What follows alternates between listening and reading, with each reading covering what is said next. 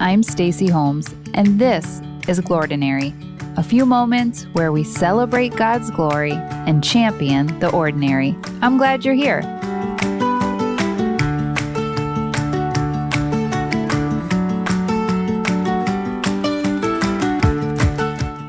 The whiteout blizzard conditions and the 2 times we spun out on our way should have been our first clue. But my husband John and I pressed on to Boyne Mountain, a ski resort in northern Michigan, for a quick getaway, all for the low, low price of one short timeshare sales pitch. What was I thinking booking this? What was he thinking agreeing to it? We went in ready. Plan in place, game faces on, just say no and move on with the trip. But they said all the right things.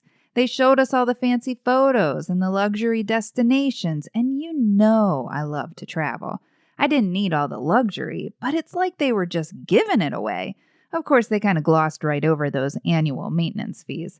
Before I knew it, cue the closer. Did we want to invest into our family by securing a spot in the timeshare family? Our sales lady even told us she had a serendipitous feeling we'd get pregnant after saying yes to the timeshare.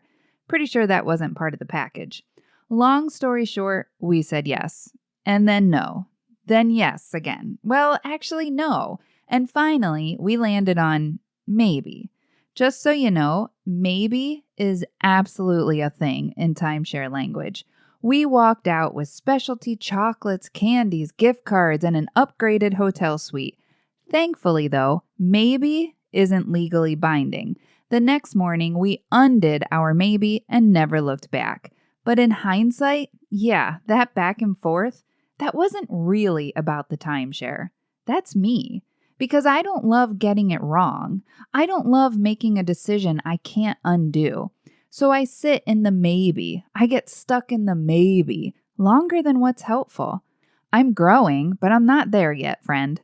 And it got me thinking, it can't be just me struggling to decide and discern my way through life, which is why I'm so thankful that God knows how to speak to us in a way we know how to hear. But what are we saying in response? And that's what this whole series is about right now, the one that I've dubbed Say What? We've talked about what we're saying no to, and we've also talked about a grid for what we're saying yes to. But today, what am I saying maybe to? So what do I even mean by maybe? I think there's 2 kinds of maybe. First, there's the Midwest maybe. This is the polite maybe that's actually a no, as in no way, no how.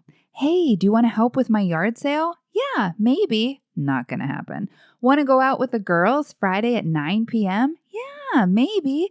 You and I both know there ain't no way you're going to that. But instead, you Midwest maybe that sucker. P.S. This is also known as lying, so we frown on this. Then there's the true blue maybe, and this is where we're genuinely trying to decide, looking at all the angles, weighing our options. Should we say yes or no? So let's talk about that true blue maybe, the one that keeps us stuck between a yes and a no. Because that true blue maybe hits me hard. The overthinking, the second guessing, yep. The gridlock fear of getting it wrong. Check, check, and check. But it's not just me. Let me introduce you to a textbook case study into the misery of maybe. Because hey, misery loves company.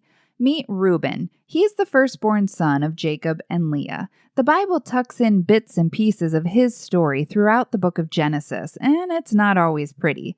Reuben's life is time-stamped with instability. He's impulsive one minute, sleeping with his stepmother, and he's slow the next. Just ask his brother Joseph, who was stranded at the bottom of a cistern. It's not that Reuben only made bad decisions. He's got a couple noble ones in there too, but he's back and forth, inconsistent, just all over the map. His dad, Jacob, speaks this over Reuben in Genesis 49. He says, you are, quote, turbulent as the waters. Did you hear that?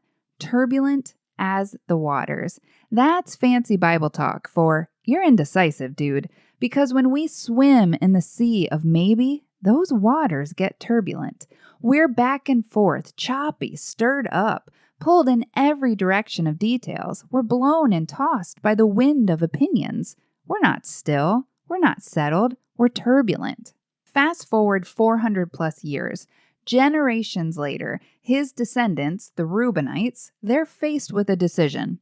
A big one, an important one, a life-altering, consequential choice to step into something that mattered.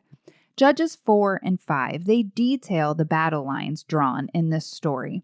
The request is sent out for the Israelite tribes, including the Reubenites, to come together and defeat this enemy as one unified force.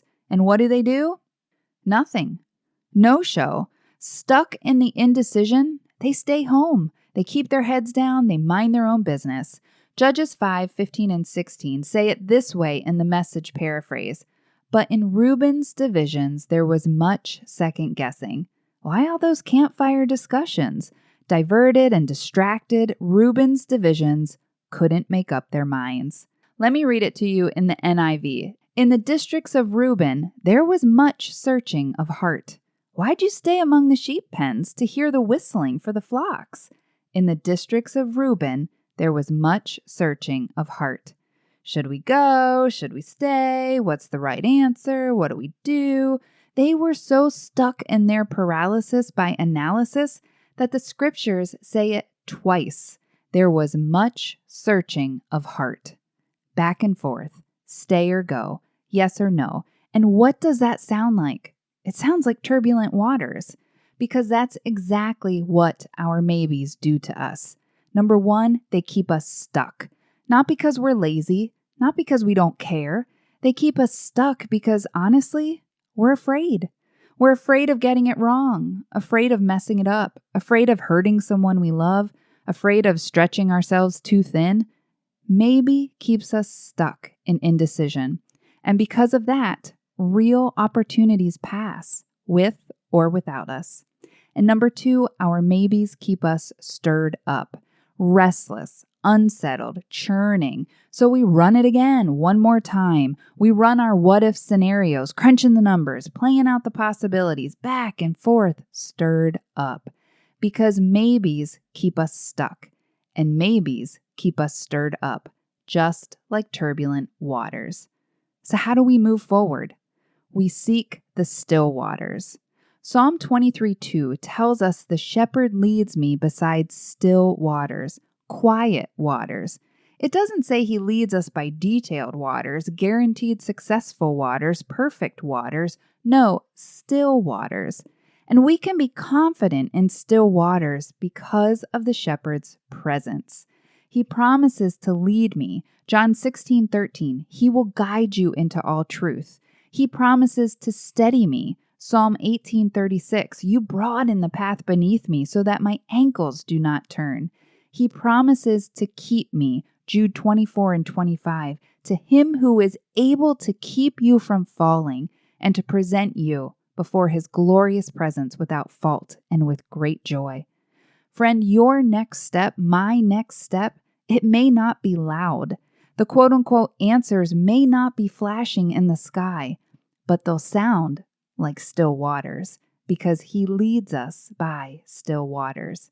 So maybe today you're like me. Maybe you get stuck in the maybes, stuck in between, stirred up by indecision and overthinking. So ask yourself, is this stirring me up or leading me towards stillness? Because you know the difference, and so do I. Deciding isn't something to fear, friend. It's a gift to others and a gift to yourself. So seek the place of still waters. And in all the places and spaces filled with turbulent waters in our lives, let's take a deep breath. It's going to be okay. Because just like in Mark 4, we know the one who spoke, "Be still," over the turbulent waters. And even the wind and the waves obeyed him. He is the place of still waters. Remember, you're not alone in this. I'm praying for you, friend. Have a Glordinary day.